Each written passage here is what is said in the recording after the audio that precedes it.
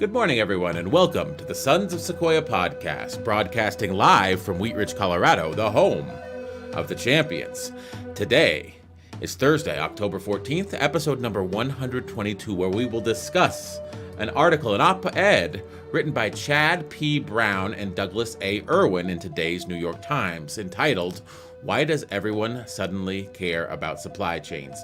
This should be of particular interest to my co-host and father, Michael Harper, who teaches supply chain management at a university here in Colorado. How are you this morning? I'm doing fine. It's a beautiful day. I think it might be cold today. We might even have a little snow, but it's a good way to start a day, talking about some very important and timely subjects, the supply chains. I talk about them every week. Now, do you feel like we recently watched a documentary, and this is sort of beside the point before we get into the meat and potatoes of the article, about Dr. Fauci on Disney Plus called Fauci.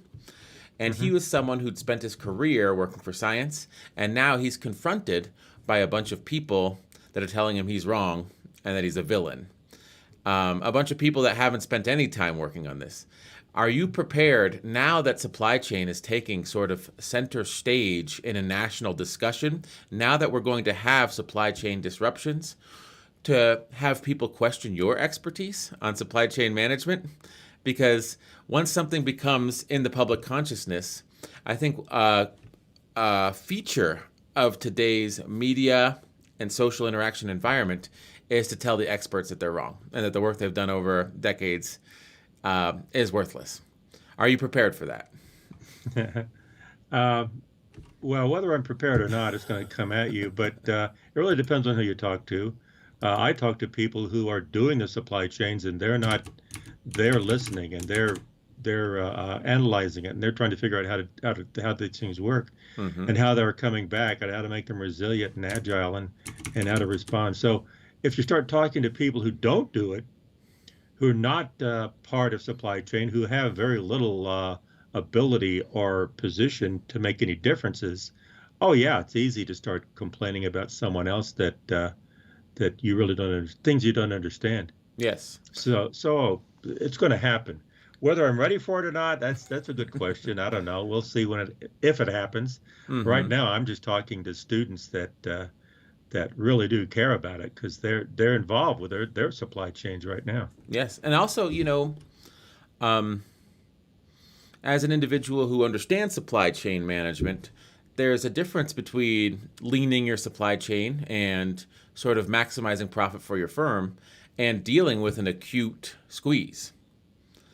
Those are two separate issues. So I think for the last 20 years, supply chain management has been about how do we reduce costs? How do we get stuff to the consumer just in time? How do we reduce our carrying costs, our cost of inventory? How do we make this as efficient as possible? Now it's the holiday season is coming up, and people aren't going to be able to buy gifts that they want because they're not going to be here.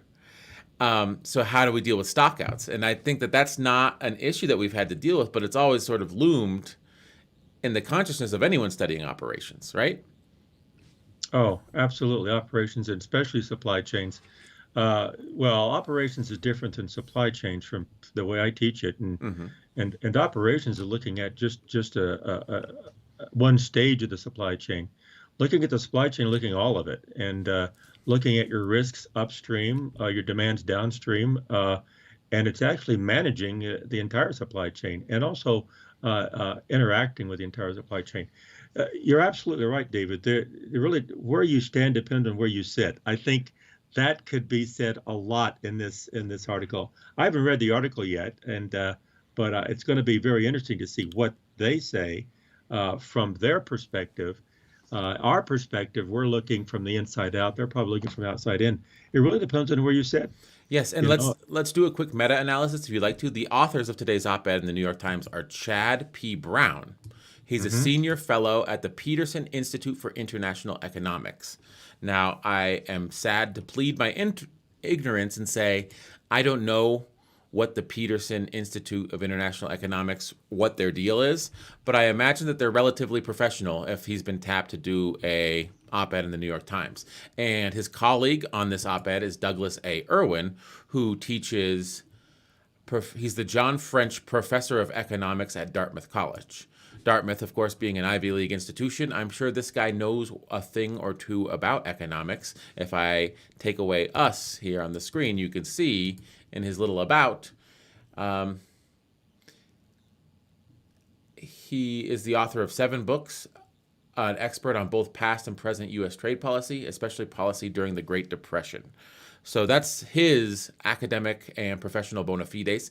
My question to you is, do you think, like you said, where you stand depends on where you sit, do you think the opinions will be shaped because these people look at things from an economic perspective, not perhaps from an operational or supply chain perspective? Absolutely. Absolutely. And there's nothing wrong with that.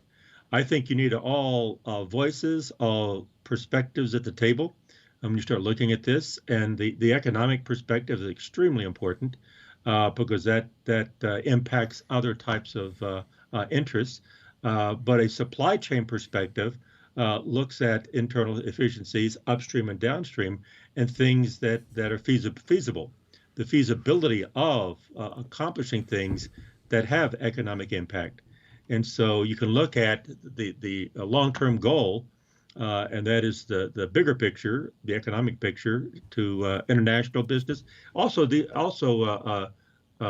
Douglas Irwin is also the associate professor. What was he the one? Nope. Chad Brown is also an associate professor at Brandeis in economics. So they're both, and Douglas Irwin is at Dartmouth College. So they're both professors.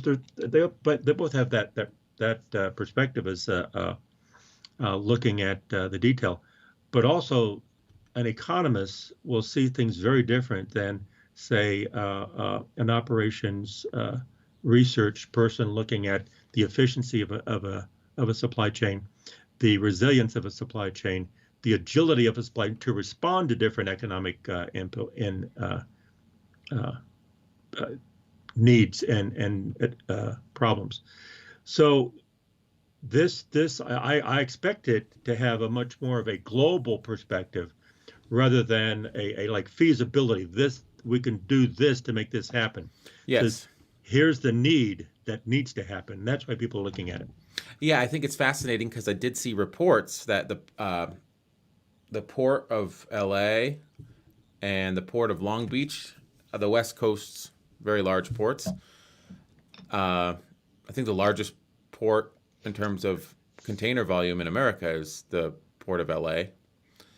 They went to 24 hours. They used to just work 12 hours a day. And so I think your perspective from whether you're a stevedore, like you're a longshoreman, your perspective is different if you're a longshoreman at the port of LA than if you're a longshoreman in Shenzhen or Hong Kong. If you're running the port, if you're like a Hutchinson Whampoa port runner in Shenzhen, your perspective is different than if you're the guy running the port at the port of LA. And if you're an individual firm that needs goods and services to come from Asia Pacific to the West Coast of the United States, your perspective is different than if you're the guy running the port. And if you're an economist studying the entire economy and how goods and services move within that system, your perspective is different. And at Census Acquire, our podcast, we always say listen more than you talk, and understand what the other people are saying, and listen to all voices. And you need all of those perspectives at the table, and then you need to somehow come to a robust type of decision. But these kinds of articles and these people's views are extremely important, and I think are extremely valuable. And you really can't discount them, even though you might identify weaknesses or lack of focus on certain subjects. I think you need to view them as exactly what they're trying to say. Yeah. Because they're probably very, very spot on. I would expect that. Now, yeah, but if you work for a specific industry and there's a part that stops your manufacturing process, you don't care about the global issues. You care that that one part gets into the port, gets onto a truck, and gets to your manufacturing facility. That's all you really care about, that one part. Now, the fact that there's a global supply chain and there's thousands of parts, or, you know, the amount of goods that you want to make, you're not going to hit your manufacturing targets, like, or other industries, you don't care about them. You just care about your one thing that's affected. And you could say, hey, you could leave the supply chain problems, just give me my one part so I can ramp up my manufacturing for the holiday season. It's fascinating because, like we always say, where you stand depends on where you sit. Right. And Now, the argument would be then, well, yeah, if we just looked at the global, then, and if we don't look at our day-to-day type operations, we may not even be here tomorrow to even address anything. mm-hmm. So they're looking at day-to-day. They're looking at again, something that's feasible from short-term, medium-term, long-term.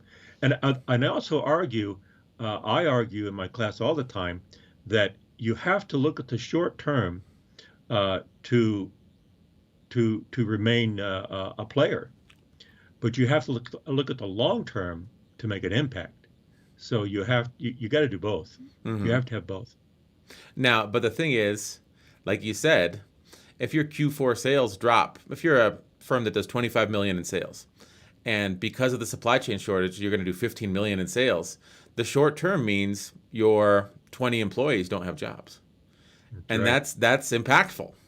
That's right. And that's more important to a lot of companies than something that's long term. So, because a lot of companies do care about their employees. Mm-hmm. Even though a lot of people don't believe it, a lot of these companies do care about their employees. They want to make sure they pay them and get them their benefits. They do care. So I think we've done enough of an intro, correct? I think more than enough. All right, we'll start. This is from today's New York Times. Why does everyone suddenly care about supply chains? By Chad P. Brown and Douglas A. Irwin. Do you have the article pulled up? Yes, I do. I'll read the first paragraph or two, and then we could stop and discuss. And we'll go on for about 30 to 45 minutes. Sound good? Sounds good. Okay. Mr. Brown and Mr. Irwin have written extensively about the history of trade, globalization, and international economics. I would assume that's Dr. Brown and Dr. Irwin. Yeah. I would assume. Maybe, they didn't say that, but I bet I'm pretty sure they are. Mm-hmm. Moving to the article, globalization may have lifted hundreds of millions of people out of poverty, but to its critics, it has long been a dirty word. They associate it with enhancing corporate power, reducing the wages of workers, and deepening divides between the wealthy and everyone else. During the pandemic, globalization has also been blamed for putting the United States into a position of excessive dependence on foreign supplies, as varied as medical equipment and semiconductors. This has led many politicians, Democrats and Republicans, to a subject that was also for a long time a dirty term, industrial policy. They seek a bigger role for the U.S. government in shaping what gets made where. The idea has been championed by Presidents Donald Trump and Biden and members of Congress, from conservatives like Marco Rubio and Josh Hawley to progressives like Alexandria Ocasio-Cortez and Elizabeth Warren. Okay, that's the intro, right? Yeah. There's a lot to unpack there. I would say there's nothing more conservative than having a command economy. Just kidding. That was a joke.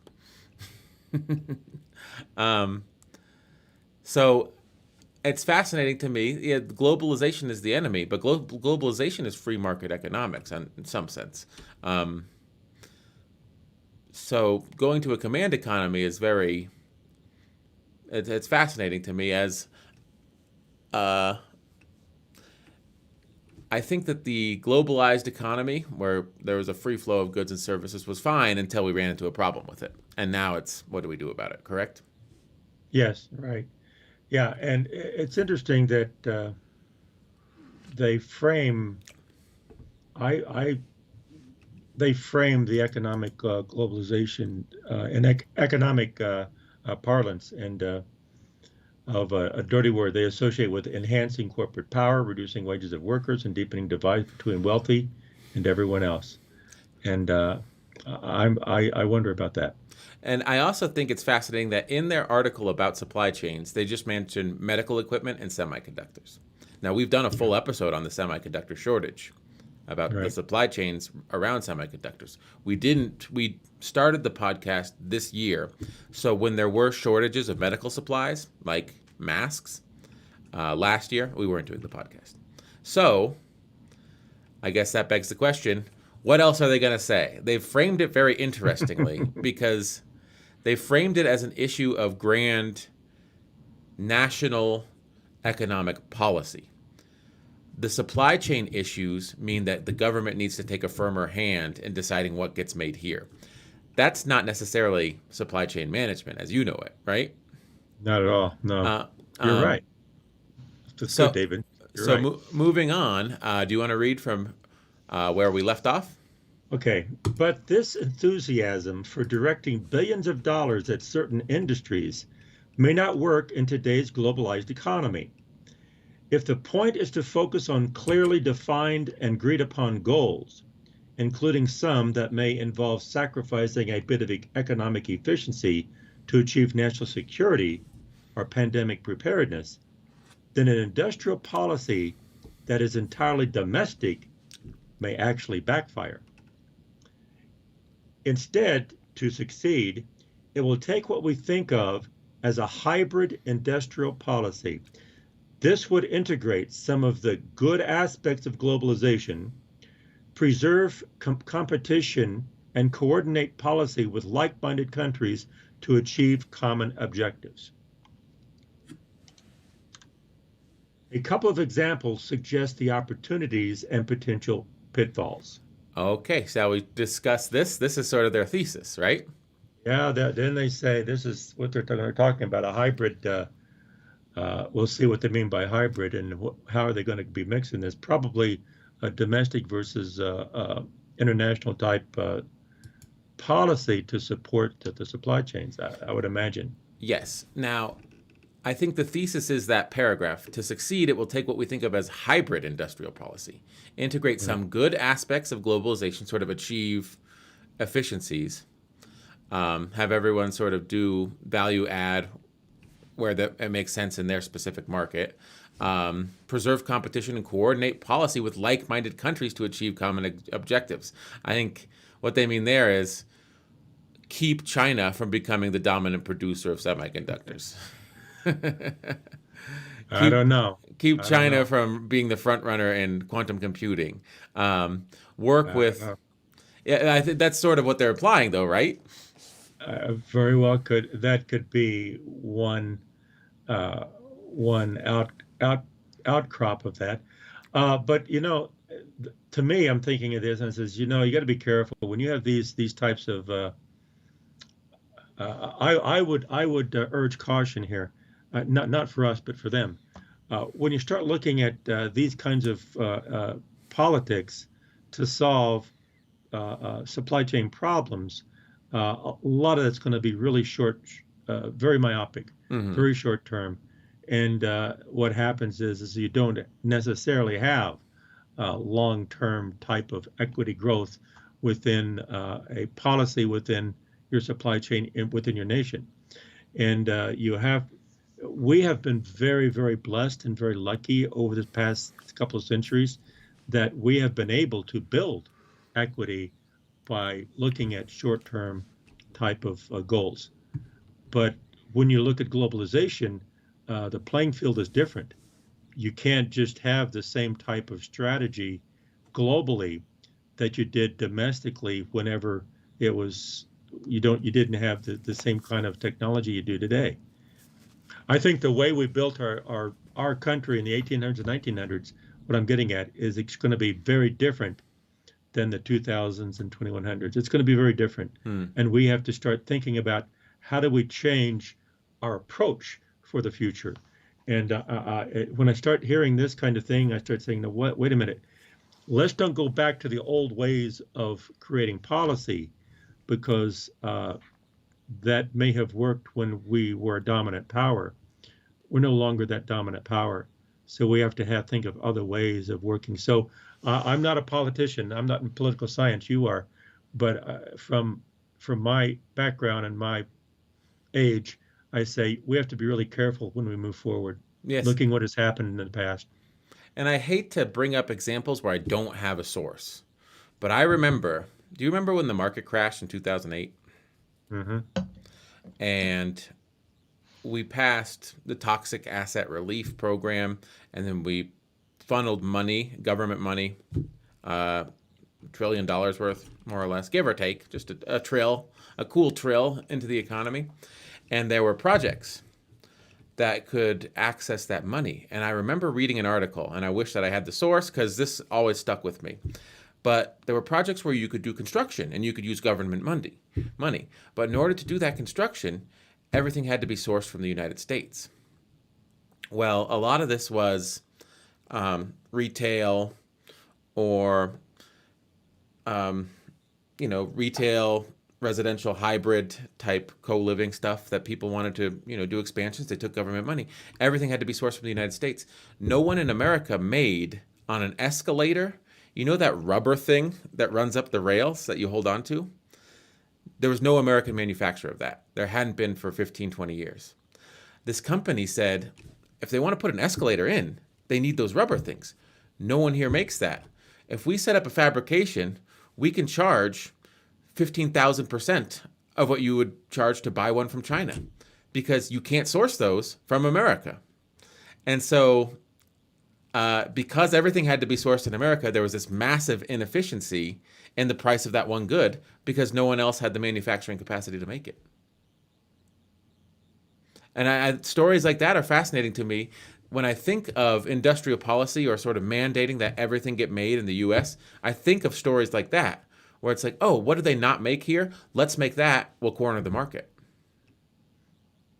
So whatever the rubber galvanizing the machines to make, the escalators, however long the escalator is, we can make the little tube, then we fuse it together, the rubber. In China, it's like, oh, they're doing so much construction there. It makes sense to make those rubber things there. They have more escalators than we do.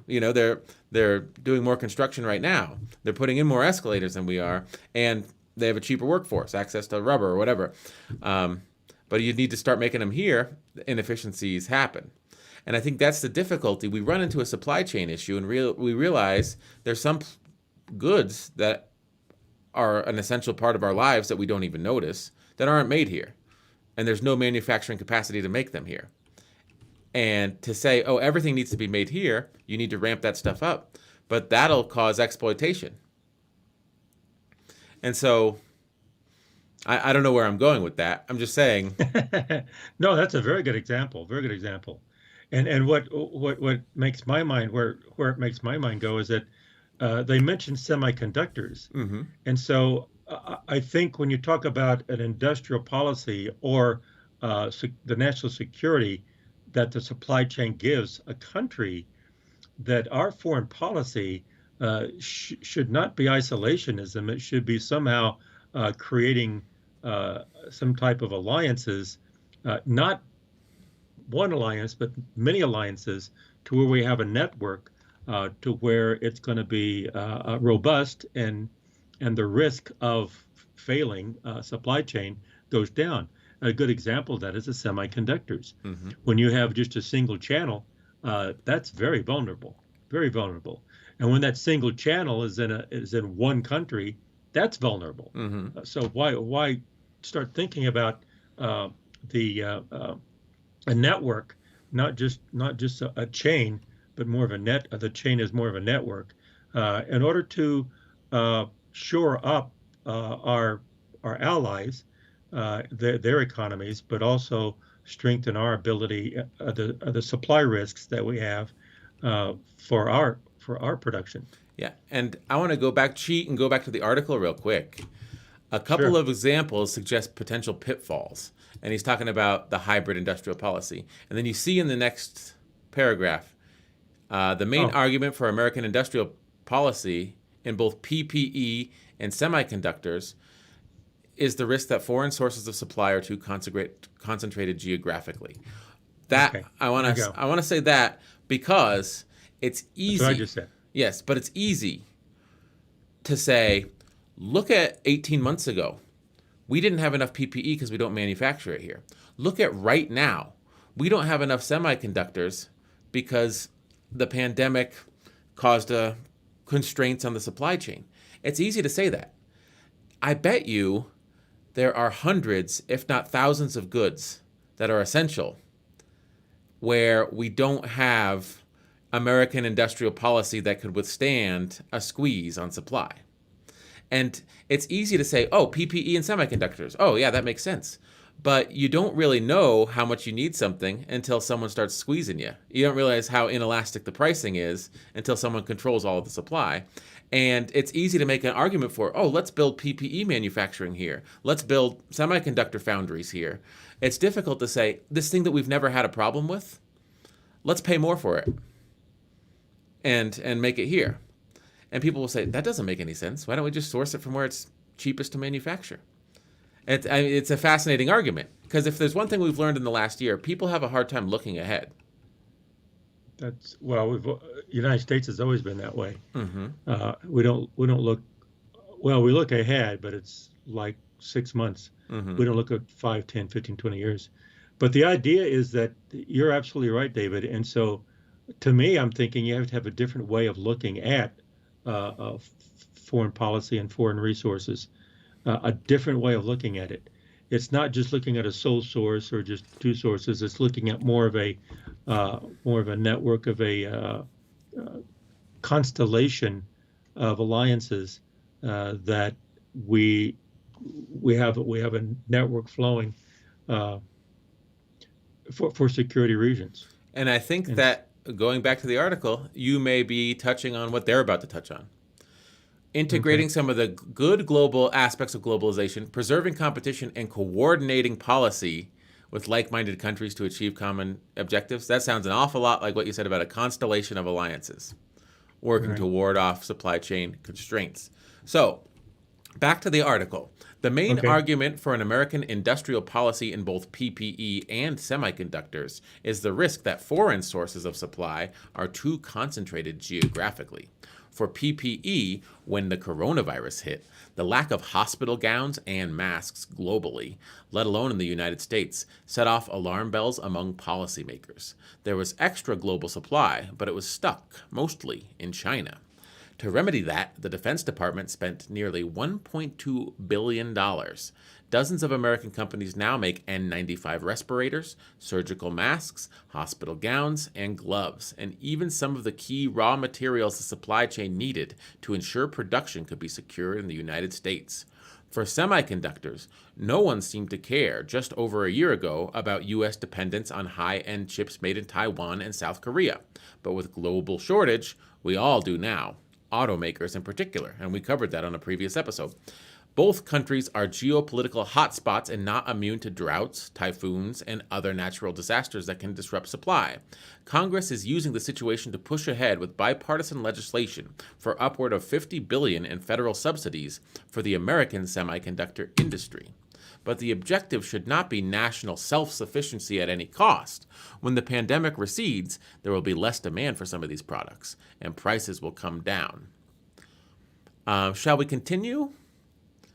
Let's see. Let's do one more paragraph. For PPE, that means budget-conscious hospitals will look to buy cheaper, non-American produced options. The U.S. companies will want continuing subsidies or protection from imports. In fact, a group of small companies have already organized into the American Mask Manufacturers Association to complain that foreign-made masks are being dumped in the U.S. market, and they may seek tariffs to stop imports. But duties would raise the cost for a healthcare system that is already extraordinarily expensive.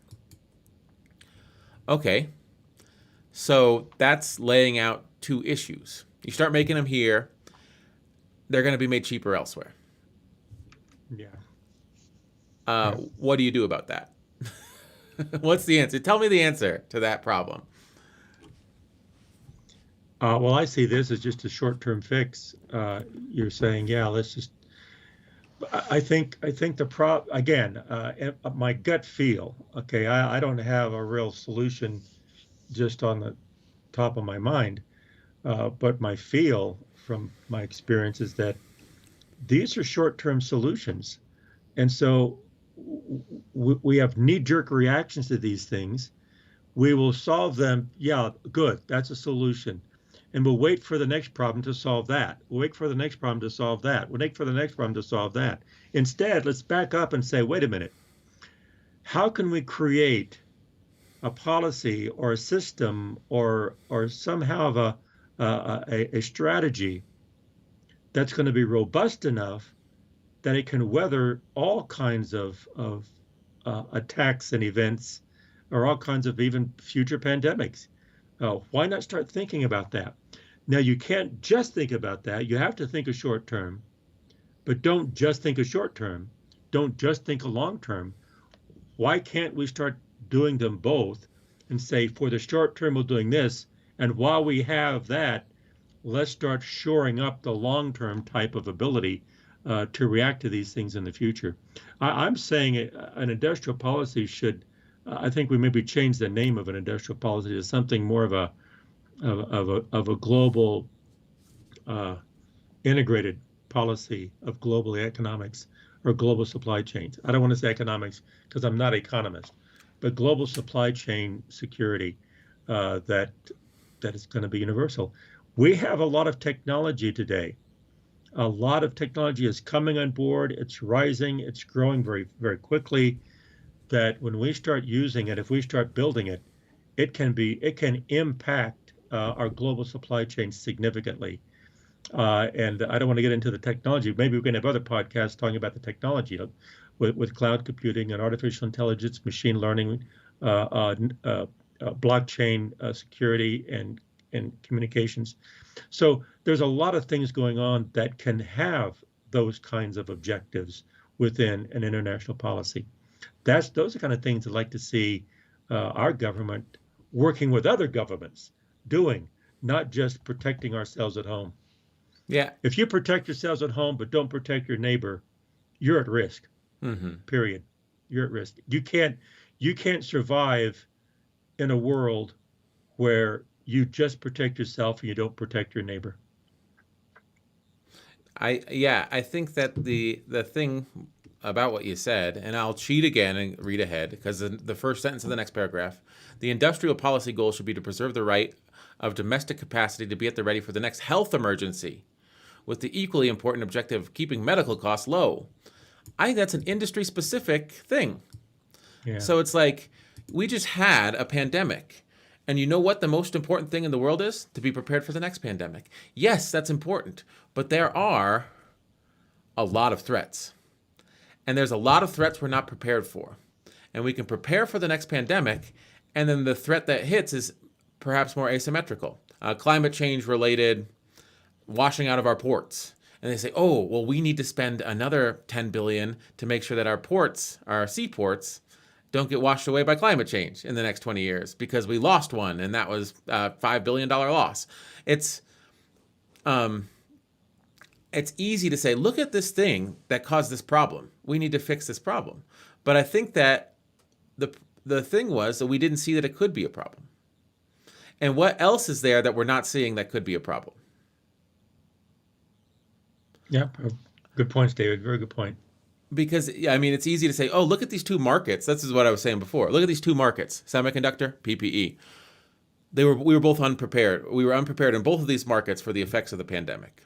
So what we need to do is make sure that the next time there's a pandemic, we are prepared. And it's like in those two markets or in every single market that's essential. Like, right. Would a threat that wasn't like a pandemic but still caused disruptions affect other markets? And how are we prepared for those threats? You know, what's the likelihood of those threats? How prepared do we need to be? How much do we need to onshore production of X industry, Y industry, Z industry that weren't affected by the pandemic but may be affected by some other threat? And is that the solution, to bring everything onshore? Mm-hmm. I mean, yeah. I guess it's like, how do you deal with it? It's using this specific threat as a case study for how you shore up resiliency in this industry. And then I guess you can extrapolate shoring up supply chain resiliency and PPE to other industries that would be of vital importance. Is that what do you think their methodology is? Very likely, because it is historically, policy has been very reactive, not necessarily proactive. And it's reactive only when they see a problem. So let's solve that problem instead of let's be proactive and create a system to where we can mitigate problems. To have more of a risk mitigation attitude toward policy, and also building up supply chains. And so, what other type of also when I think about supply chains, it's a little bit off subject. But when we think of the strength of a nation's economy and the supply chains, so we're just talking about PPE and semiconductors. What about every supply chain? What about all the other supply chains that our industry is based on? And when you look at all those supply chains, where do those supply chains start? It's on the commodity side.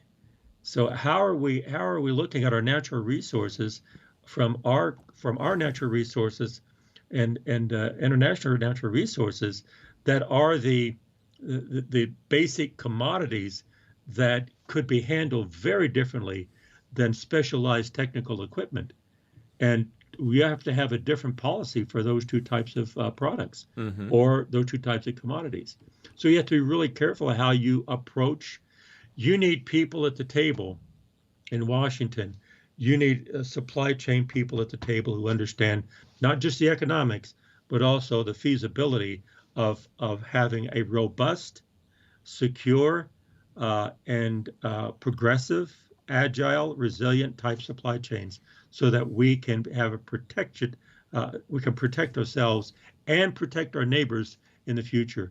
And our neighbors, it starts with Canada and Mexico and in Europe and even in the Pacific. And so we need to start thinking in that. I would say think in that direction. I think what you're getting at is the semiconductor manufacturing thing. We don't have the foundries here.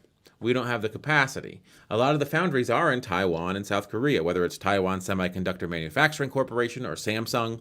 They're the foundries. Now, the foundries are just one step in the supply chain. The foundries need silicon wafers. Without the silicon wafers, you can't manufacture semiconductors. Who's responsible for sourcing the silicon wafers? Not the foundries. So the person at the foundries, that's where you see the bottleneck. But what if there's a bottleneck further down? Is that what you're saying? That's what if exactly there's what I'm a saying. bottleneck further down the supply chain? Exactly. There's going to be another one on the silicon sources. So, okay, well, we'll make these wafers with different types of.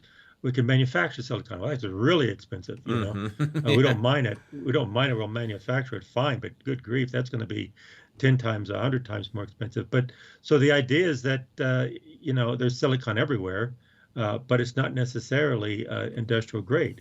So how do you? So looking at that's just one supply chain. Looking at all your supply chains, you need people at the table who are saying, you can't do all this yourself. And I think things are happening so rapidly these days that you don't have time. You're going to run out of money, resources, ability to respond to all these fires, to put them out. You have to start thinking about how do you keep the fires from starting. Yes, and I do think also, and this is sort of, I don't want to demonize China, but a country with a more command economy, where you've seen that the CCP has a lot of control, a lot of buying power, a lot of ability to spend money, a lot of ability to spend money and take a loss in the name of progress. They're more likely to say, this rare earth mineral is extraordinarily important to the manufacture of a good that everyone needs. What if we corner that market? What if we corner that market at a $15 billion loss a year for the next 20 years? And then we'll have the world on its knees, because that'll be an inelastic price and we'll have 100% of the supply. They're more likely to do something like that than a mining company. A mining company can't say, oh, let's stay there at a loss for the next 20 years. And let's just funnel money into this project because it eventually will pay off. Corporations are less able to do that than countries are. And I guess that's what they're sort of arguing for. There's going to need to be investments made, like with industrial policy, where you're securing your future, your national security. You're securing key markets that are essential to the operation of a modern society under your control. and not letting anyone else sort of corner those markets? Right now, we're in a position where we can negotiate with people, but when we negotiate, it shouldn't be one-sided. And so, along those lines, just let me throw out an idea: is that how do you negotiate? Say someone like China. First of all, know how they think, know what they think, how they think, what their goals are. This is what they want, and it's not what we have. So presumably, let's say we have two different approaches to growth. Okay. Well, if we understand what they want and we understand what we want, let's see where the common ground is to where they can become strong and we can become strong, but we don't really, we're not really a threat to one another. Mm-hmm. Together, we can be strong in our own ways, but not necessarily a threat to one another. So we keep each other in check in that state. And you say, well, if we do that with China, why can't we do that with every other country across the nation? They're all going to have different levels of influence, but collectively, everyone kind of agree on a certain approach on collectively we're going to have. Maybe I'm talking way back on the League of Nations. I'm not a politician, but all I see is that we need to have more of a collaborative approach, a progressive collaborative approach to our supply chains for not just national security, global security in the future. Because when people die in Europe and Africa, when people die in South America and Asia, that should bother us. And we should do something about that, because if we can't keep our neighbors safe, then we're not going to be safe. Mm-hmm. I mean, but more people have died here than every other country from the coronavirus. There you go. So what are they doing for us? Just kidding. Moving on. Do you want to read this next paragraph? Okay, where are we? The industrial policy? Mm-hmm. Okay, the industrial policy goal should be to preserve the right amount of domestic capacity to be at the ready for the next health emergency, with the equally important objective of keeping medical costs low. Targeting government subsidies, as well as regulations that medical distributors, states, and hospital systems hold more emergency inventory than they did heading into the pandemic, would be better industrial policy than blunt trade restrictions and blank checks. Well, that's one approach. Mm-hmm. For semiconductors, congressional efforts to shift capacity to the United States through subsidies pose additional challenges.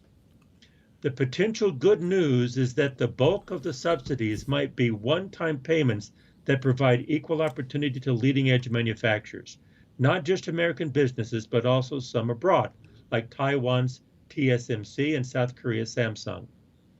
Yet there is no guarantee that the foreign companies would start making their leading-edge products on American soil. In fact, they are less likely to do so if Washington continues to adopt unilateral export control policies that can limit where American-made semiconductors can be sold, i.e., not China. And there are also downsides to bringing back production. The United States is not immune to geographically concentrated risks. As February's Arctic storm in Texas revealed, when a disruption to the electrical grid temporarily shuttered a cluster of semiconductor plants. And if the cost of chips made in America are too high for automakers, keeping those product lines going may require more than just those one-off payments to companies. So they're just really posing the problems that we have of like single sourcing things, which is really true. Single sourcing things is very dangerous. It's very cheap, it's efficient, it's cheap and efficient short term, but the risks are pretty great. We start looking at the risk side of things, the local risk side and the global risk side of things. It's fascinating. I think of Samsung. I just think of cell phones. They released a Galaxy series, or maybe it was one of their Note series.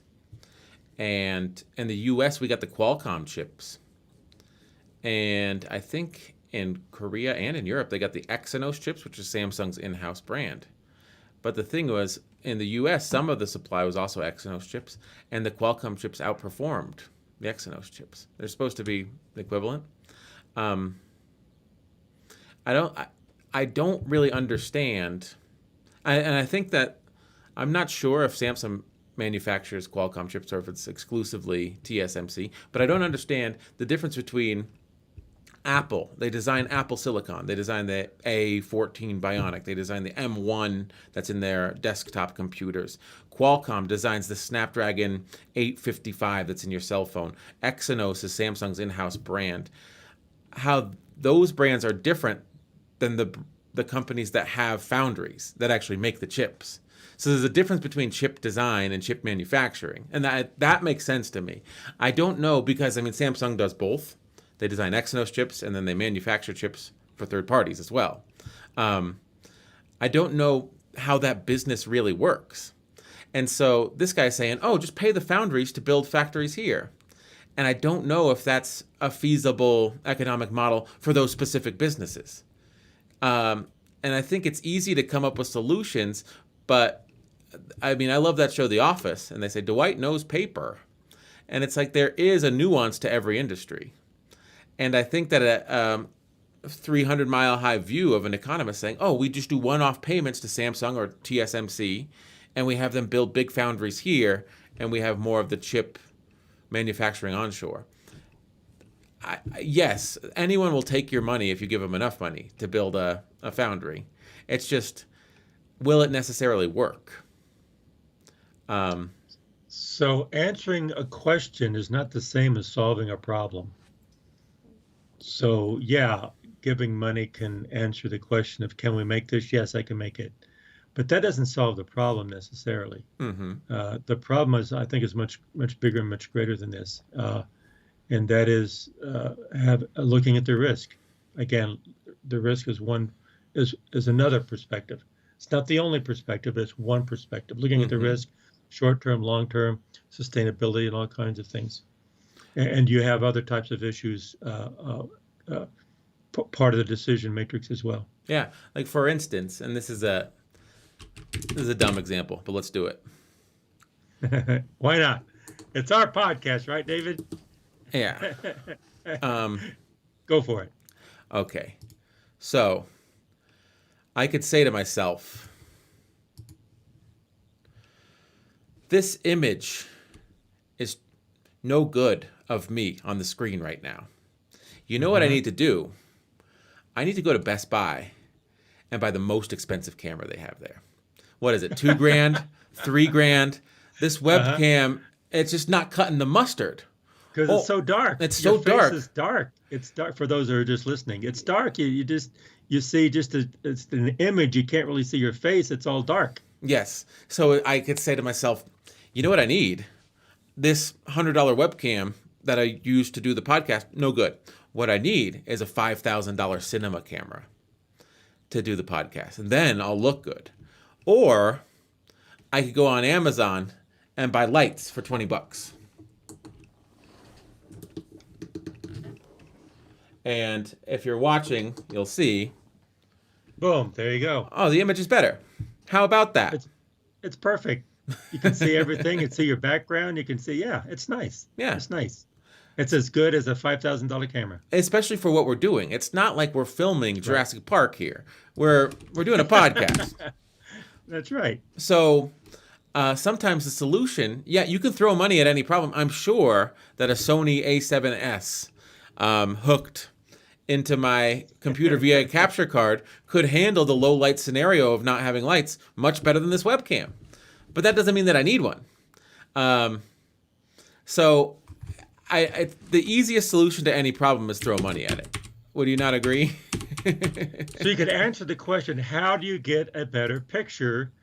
Buy a $5,000 camera. Mm-hmm. Does that answer? Yeah, that's an answer.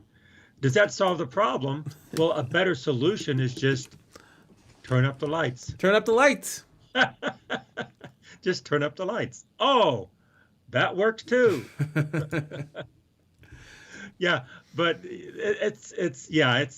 David, that's a silly example, but it's a good example to where a lot of times, if you look at a global economic perspective on a supply chain problem, sometimes you come up with solutions that, again, sometimes they sound good, and they might be good partially, Mm-hmm. but not completely, and it might cause other problems. Yes. So I think you need you need a lot of people at the table, a And lot of people making these decisions. and also I think a lot of times, and this happens in personal finance, it happens microeconomically at the company level, and it happens macroeconomically at the national economy level. If someone presents to you a solution with a higher price tag, you think it's superior. There's a lot of truth to that because some things that don't change from decade to decade, from century to century, is people. Mm-hmm. And when they make a decision, they see a higher price tag, they will think maybe it's better. It's like I really need to solve this problem. This solution's 5,000. This solution's 50. I'm sure the $5,000 solution will work better. Mm-hmm. So, going back to the article, we're going long on this short article, but a better made in America is the headline. For both economic and security reasons, more geographic diversification is needed. A better made in America policy would allow for globalized production chains, particularly with trusted suppliers in like-minded countries. This implies that if the goal is to diversify away from China, or for certain items like semiconductors, Taiwan, or South Korea, the United States and its allies should take a coordinated approach that requires setting limits on government payments to industry and working out who in the supply chain does what, a high level of policy cooperation. Without such coordination, even like-minded countries might end up in bidding wars to get ever larger subsidies to lure semiconductor manufacturers to their shores. That could result in industry excess capacity, trade disputes, and tariffs that close off markets. This is not a fanciful scenario. The United States and the European Union have long fought over counterproductive agricultural subsidies. The two sides recently resolved a costly long-running battle over subsidies to Boeing and Airbus that also included tariffs on completely unrelated goods like wine and cheese. I will say that studying political science, agricultural subsidies are absolutely a security issue. So in advanced Western democracies, the cost of food production from a market standpoint is easy to just say we don't need to produce food here. It doesn't make enough money.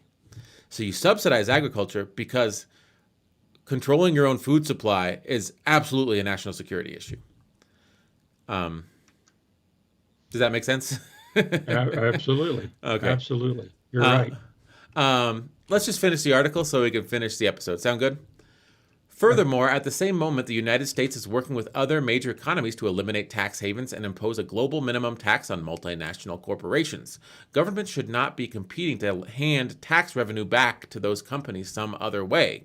The Biden administration seems willing to try this coordinated approach. At the Group of Seven summit in June, the administration agreed to a proposal highlighting both PPE and semiconductors that aspire to achieve, quote, open, diversified, secure, and resilient supply chains, end quote.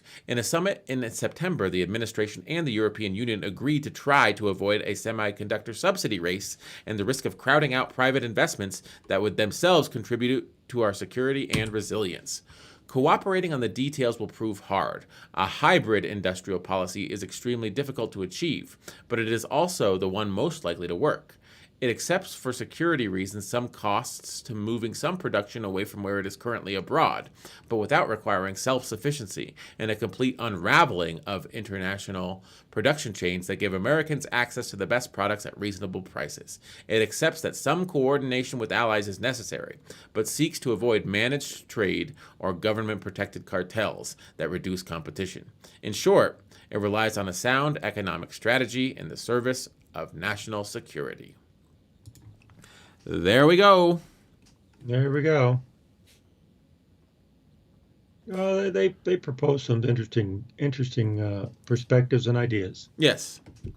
I think it's a good article. Very good article. It's basically saying a consortium of allies should coordinate their supply chains at a multinational level. Mm-hmm. And that makes sense. Yep. Now, here's the issue that I see. The United States, we're a security powerhouse. We have the biggest, most powerful military in the world.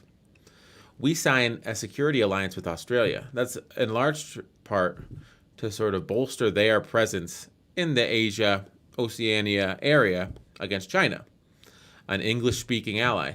We ink a deal for nuclear submarines, and here comes Macron, all but hurt because they were going to sell Australia diesel submarines. And that became a flashpoint. And I think that what he said, it's true. A hybrid industrial policy is difficult to achieve. The details, cooperating on the details will prove hard. It's all well and good until, maybe your diesel submarine manufacturer is the main funder of your re-election campaign in France, and you lose that contract for them. And you say, this is disastrous for me on a domestic political level. And you say, I'm not going to cooperate with the U.S. on their next economic initiative to help shore up the supply chain for the allies. Because, countries, they're rational actors, but individuals as well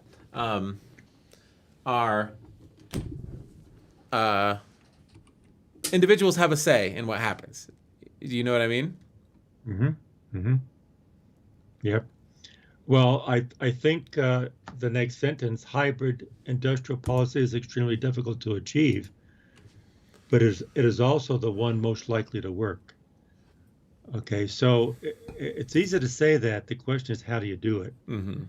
And I think in order to do it, you need a lot of voices in the room, a lot of people at the table making these decisions, and also putting things together. Mm-hmm. And it's not just in each country. It's not just in a country. It's in all the countries. So they have to have some kind of a collective type of agreement on how they're going to start approaching things. But when you start doing that, the hybrid industrial policy, the policy from a United States perspective is going to be different than a European perspective, than a Southern Pacific perspective, because we have different challenges, different needs, different economies. Mm-hmm. So there has to be some type of a give and take for the different players within a hybrid strategy.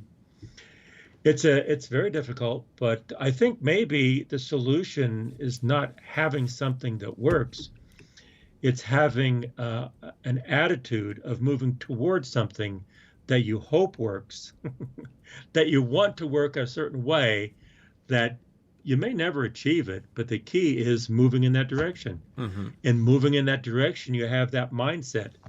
And so you might not be there, but you have a mindset, a goal that you want to achieve. And sometimes that's probably the best thing to do, because then your decisions will have that type of a attitude toward making a hybrid type decision. Mm-hmm. If you see what I'm saying. Yes. And the fascinating thing about this article is that you teach supply chain management, and there's very little supply chain management in this article. Now, Right. We did an episode on the semiconductor shortage months ago, because this has been going on for months. And what we learned was it's a $1 display driver, old technology. And when the pandemic hit, the economic uncertainty caused the auto manufacturers in America to cancel their contracts with the semiconductor foundries. Well, as a result of the pandemic, there was more demand for display drivers in consumer electronics. And so all of that capacity got booked into contracts by technology companies that make your monitor, companies that make, other displays. And is this a failure of the semiconductor industry to have enough capacity? Or is it the failure of the auto industry to hold on to their contracts for a $1 part that could considerably slow their manufacturing process? So, maybe a supply chain manager failed. Oh, we're going to cut we're going to make 100,000 fewer cars. We could save $100,000 if we cancel this $100,000 contract for $1 display drivers. And that $100,000 decision is going to cost them $100 million. You see what I'm saying? Oh, yeah. Yeah. But Let me ask you, David, that kind of decision by individual companies within a country, how does that fold into a country making industrial policies between nations with supply chains? So, you do have you have a connection between, the government making decisions and the individual industries making decisions. Yeah, because the capacity will get snatched up. I think it's one of those things where it's like, yeah, if you sell me an Acer monitor, 1080p, I go down to Costco and buy it for 129 bucks. The chip manufacturer gets their $2. Acer has a $10 built-in profit margin with Costco. Costco makes 10 bucks on it, and it's like, and then that $1 display driver is used. If you put that into a Ford F-150, the amount of industries that benefit from the manufacturer of a Ford F-150 is greater. So does the government need to step in and say, they were dumb to cancel their contracts, you need to shift manufacturing to their contract? You need to defy the contract that these people swooped in and ate up when you canceled your, like, does the government need to do that? These companies made a bad decision. Yeah, there you go. Again, that's answering a question. It's not necessarily solving a problem. And that could create other problems with the government telling companies what to do. So it's as would say in England, it's a sticky wicket, David. It's a sticky wicket. It reminds me of there's a mouse problem, so they release the snakes, and the snakes take over the town, and so they bring in some mongooses, and the mongooses take over the town, and it's like, oh man, I think that one of the dangers is, let's change how we've always done things to fix this specific problem, and the structural change that you bring about causes a new problem that you didn't anticipate. That's Absolutely. Definitely a possibility, right? Absolutely. That's change management, configuration management. How do you configure a change to make sure that you don't create more problems than you had before? Mm-hmm. You have to configure a change within a system to make sure that you understand the system. And so how do you understand a system from a politician's view? You don't. You have to have all the players at the table. And that's been a problem with our country for a long time. Yeah, I always make a joke around election time that, if the Senate or the House, you don't know which party will end up with one more representative and therefore have a majority. It's like, yeah, do you think that the Democrats can take back the Senate? Or, do you think that the Republicans can take back the House? And I always make a joke, and it's sad because it is a joke, because people always recognize it as a joke. I say, well, I think that regardless of who wins, they're all going to work together to do what's best for the American people. And the thing is, people laugh. It's like, oh, that's a good one. And it's like, that's literally their job. That's what they're supposed to do. It's like, do you think that we should sign this quarterback or that quarterback? Like, well, regardless of who we choose, I'm sure he's going to do his best to try to win games for the Denver Broncos. If you laughed at that, like, haha, no. If we sign the other one, he's going to try to sabotage the Denver Broncos. It's like, people don't believe that about football players. Why do they believe that about Congress people? So I don't know where I'm going with that. But in terms of industrial policy, there's a lot of dollars at stake in a lot of districts. So congressmen will have a stake in what type of industrial policy gets passed, and there will be personal politics or individualized politics involved in that. I guess that's my point. To me, the point that I pull from what you said, the argument would be, if it's a Democrat or Republican, when they're there to serve the American people and make good policy for America. But usually they look like what they do is that they just make sure they keep their seat and they shore up their constituencies at home to make sure that their party is strong. And then the country comes fourth or fifth. Mm-hmm. Okay. But in supply chains, and what we're talking about here, when you start having these policies, well, government's going to be first, and then maybe individual countries are going to be, companies within a country are going to be next. Foreign companies that's part of your supply chain. It's going to be down the stream, you know, and then finally the actual people who receive these goods and services are way down the list. Mm-hmm. You know, should that be topsy turvy? You know, Yeah. should that be thought of a whole different way? Well, people are not going to change. People aren't going to think that way.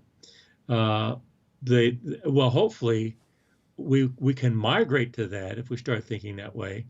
And I think in order to achieve those kinds of lofty goals, you have to think about it, you have to talk about it, you have to agree to move in that direction, and start doing things today to move in that direction. If you never start, you'll never get there. Mm-hmm. Just start down that path of thinking about these things. That I think that's what needs to be done. And I think that's what Chad Brown and Douglas Irwin are saying in today's New York Times op-ed entitled, "What's the big deal? What's the deal with supply chains?" What's it called? Why does everyone suddenly care about supply chains? Why does everyone suddenly care about supply? Actually, first of all, the title. When I saw that title, I say, first of all, the everyone. Well, everyone is not suddenly caring about it. There's a lot of people who've always cared about it. Uh-huh. So that's one thing. And suddenly, it's not suddenly. There's been people cared about supply chains ever since supply chains started. And those are people who do the supply chains. They really do care about it. And the business people who know how dependent they are. So it's not everyone suddenly. I think suddenly the people who've never thought about it are thinking about it now, because now they're being hurt by it. Yes. And so that, to me, that brings up another issue, another fact that people never really consider things unless they're hurt by it, or it helps them. You know, so again, we are much more reactionary than proactionary. So that title alone kind of like begs the question, like, well, why do people that never thought of this before, are they thinking about it now? Mm-hmm. It's to true. Me, that's what it's saying. It's like, why do people care about getting clean water from their taps? You'd only write that article when dirty water came out of your tap. Right. Or people are getting diseases or dying from diseases coming out of the tap. Like if they live in Michigan or something. Or, you no longer have the ability for sewage. Yeah. I mean, there's so many things that people don't think about that's so critical, so crucial. Clean water, clean air, clean sewage of human waste. Mm-hmm. And other countries that don't have that, they have a problem. Yeah, if you have sewage backing up into your basement or crawl space, you're going to care a lot more about that than someone who doesn't. So I mean, it's the squeaky wheel gets the grease, I suppose, is the moral of this. And I will say before we leave, this did not answer the question of why everyone suddenly cares about supply chains. This proposed that they want a multi-governmental panel of like-minded countries to work together to sort of have some sort of hybrid solution to a supply chain crisis that's currently happening. They've singled out 2 industries, and yet I don't think, like they said, the devil's in the details. There's a lot of work. This is, don't move everything onshore. As economists, we think that's a bad idea. Find out amongst the people that were willing to control these markets who gets what, and all work together for an equitable solution among like-minded countries. That's what they're saying, basically. Well, I think the title is used to say, here are 2 areas that there's been a problem. Mm-hmm. And now that we see that, now we suddenly, we all of a sudden, the issue of supply chains is brought to the forefront because of these 2 examples. So I don't think they're saying that this is all there is to do, but maybe we should think of, just like you said, more of an industrial policy, looking at our industries, looking at the security of supply chains.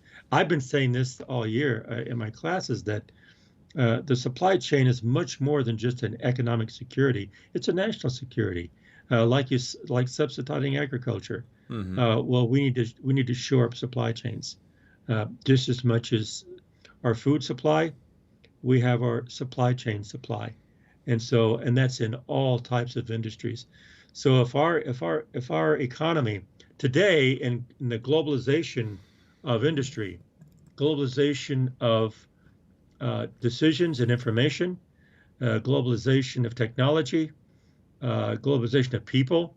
When we have this globalization in all facets of our living and existence, then we have to start caring about these supply chain issues in order to be secure, and not just secure for ourselves, but secure for other people and other people in other arenas, other continents, other countries. They should care just as much as we do to have something that's going to be more robust, and so that we can mitigate future bad players. We could have a whole episode on the blockchain concept within supply chains, global supply chains. How can you keep people honest in these supply chains? Yeah. Anyway, it's a big I think it's a much more important topic than people have ever given notice to, because it's never been a problem. Yeah. Or it's never been a problem for people that matter. I think that's why that's why people are noticing it. I think the supply chain issues have affected people all over the globe a lot. I mean, where there's famine, where there's starvation, and those people, I mean, the fact that they didn't get enough food aid and they died of starvation is a tragedy. And that's a supply chain issue, I suppose. I mean, a manufacturing issue. I'm not sure exactly, but now that it's affecting industries that are of vital importance to the world's most developed countries, all of a sudden it's at the forefront. And that's why everyone suddenly cares about supply chains. Well, historically, when there's a supply chain problem, they solve that one problem. They solve the problem that they have. They don't really solve the problem of supply chain for the next event that's going to happen. And so what they're saying is, what these authors are saying is that we should start thinking of looking at how to solve this thing in the future. Yeah. Not just one at a time. Let's look at systems such that these problems will not be problems anymore. Yep. And I think we can leave it there. This has been the Sons of Sequoia podcast. We're available live on YouTube and also wherever you get your podcasts. So please feel free to subscribe and like this video if you're watching it, or subscribe to the podcast if you're listening to it via audio. That's where I'll leave it. Is there anything you'd like to say? Keep on talking, but listen more than you talk, and try to understand what the other person is saying.